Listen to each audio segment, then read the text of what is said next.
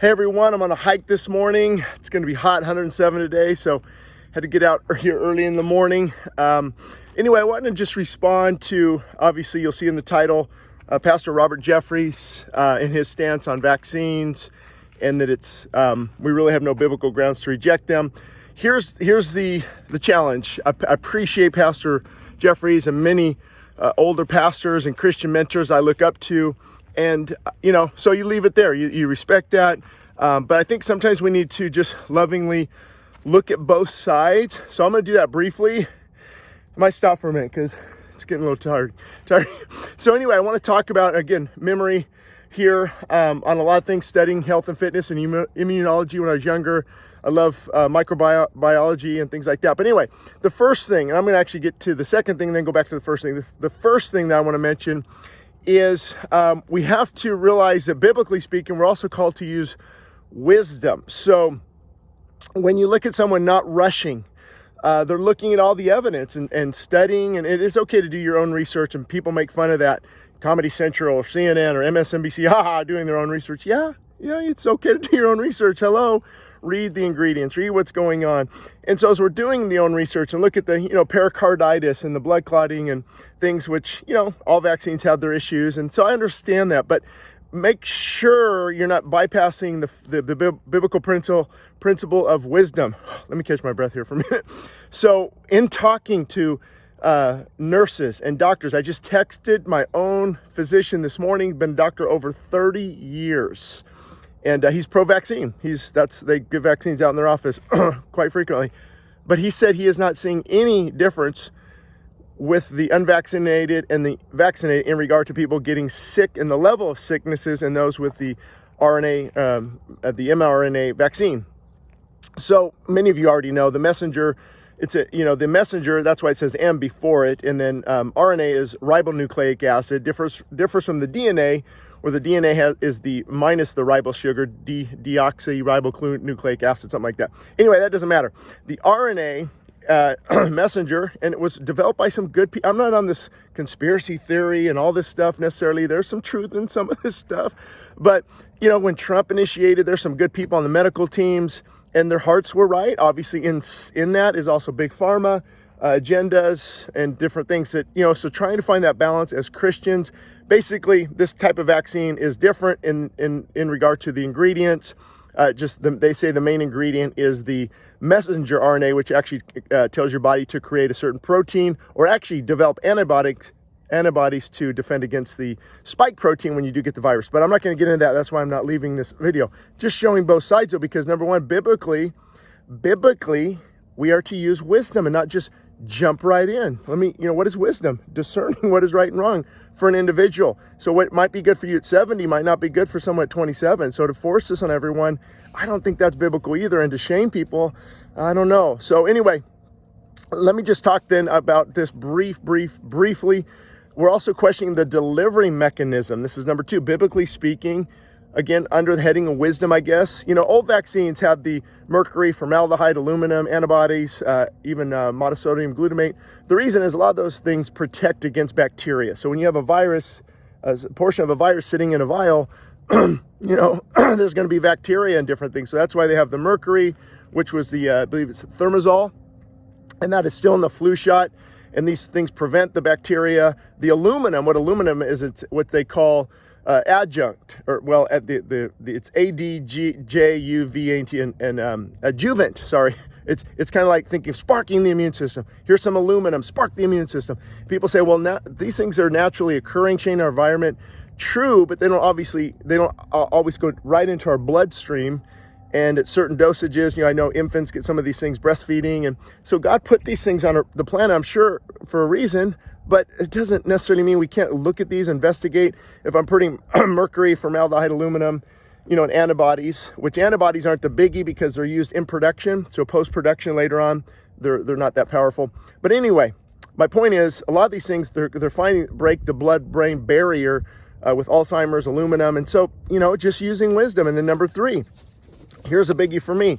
Why are we, let me give my shoulder break here. Why are we dumbing down natural immunity? So here's my devil's advocate on this. Why are we dumbing down, let me get out of the way here. Why are we dumbing down the natural immunity? Where's the outcry against this? Where's the outcry against the obesity, the diabetes, shaming others? This is what's taxing our healthcare system. What's taxing our healthcare system is people who are, just out of shape, not caring for their bodies. Why is there no outcry for that? The nurses are taxed, the healthcare system is taxed, the medical. Yeah, but also look at what is really taxing the system, unhealthy Americans. So why is there no outcry for natural immunity in addition to whatever someone is promoting? Good morning. Good morning. Good morning. Anyway, also. Other than that, you offend people. Amen. By telling them that they're out of shape. That's true. Yeah, that's a good point. You do offend people by telling them out of shape. No, but telling them that they're out of shape, and it's their choice to be out of shape, I guess. That's true. Good point. Anyway, that'll be some other video. This one is focused back on what is driving all of this. A lot of it is being driven by fear, all the mandating, the forcing, the belittling, all of these things, it's fear driven. So when you look at from a biblical perspective, we don't look at being driven by fear. We look at, okay, let's use wisdom. Let's have a concern for others. Let's, give it some time, because a lot of the people who are not jumping right on the bandwagon are those in the medical industry, the profession, and they're just wanting more information. They're not being, cavalier and brazen and spirit of rebellion. I don't care about people. They actually care about people. They care about their children. They care about their own health. Moms care about the reproductive system, what they're passing on, and all these different things. So I'm just concerned when we say things like that, headlines, and of course the get all these words confused. The messenger vaccine, actually it's experimental drug. The big thing is they say, well, we're not using all those ingredients you just mentioned, which is true to that, in that regard, the formaldehyde, the mercury, all these that we know of. Now, when I go on and read the ingredients, I can't even pronounce the names of some of these things. Just long names of all these things in the vaccine, but they say, but the major active ingredient is the messenger RNA. And so, there is a level of trust of faith there. There's a jump of faith there, all kinds of things that we just don't know about. So I guess that's my point, is we have to look at all the information. We have to look at both sides and then not shame, one or other on the other side. I wrote down finally, what is the Christian's response? Well, the Christian's response is, as a pastor, I've got people on both sides of the aisle, and you respect those who made that decision. It's usually those who look to the advice of their physician. They trust their physician. They trust what the science is out there, and some of the science says, the science can be on both sides. But it is science to question science. I think people forget that. It's okay to question science. Actually, science does question science. So anyway, that's my concern, is that, back to the fetal tissue. There we go. They said, it's being used from a line of the stem cells and different things from 1970s. And his point was, well, then you better not use Tylenol. You better not use other things. So, I get it, but also we're talking about aborted tissue. And if somebody's conviction convicts them, just because you're not you're convicted to take the vaccine doesn't mean that you should force that conviction on others. Vice versa. Just because you're not doesn't mean you should force it on others as well on the other side of that. So anyway, his point on that was, if you drive a certain car, or you bank at Wells Fargo, you shop at Target, they're all funding abort. So on that one, I'll just leave it up to interpretation on that. But I want to keep this short, to the point, and just kind of share my frustration that I think that's a dangerous statement, to say that there's no biblical grounds for holding off until we have more information, especially if they start to produce a vaccine the normal way, where you actually get a little bit of the virus.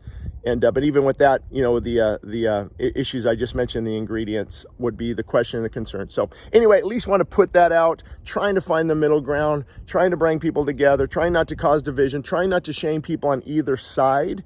If somebody's prayed and they have peace about it, they have peace about taking the vaccine, my prayer is that it works and it helps them. That's my prayer. But on the flip side, if others of us have been in serious prayer, in fasting, and we just have some alarm bells going off, You see the numbers have been skewed from COVID. You see the push. You see the profit margins of big pharma, profit and loss statements, and the stocks. And you know, it's not really about health anymore. It's about money. How do I know that? Because they're not talking about natural immunity, high levels of vitamin C, D, vitamin K, echinacea, elderberry, zinc, colloidal silver, taking care of your body, losing weight. You know, it's just they're avoiding that, and that kind of gives me pause for concern. So kept it at 10 minutes.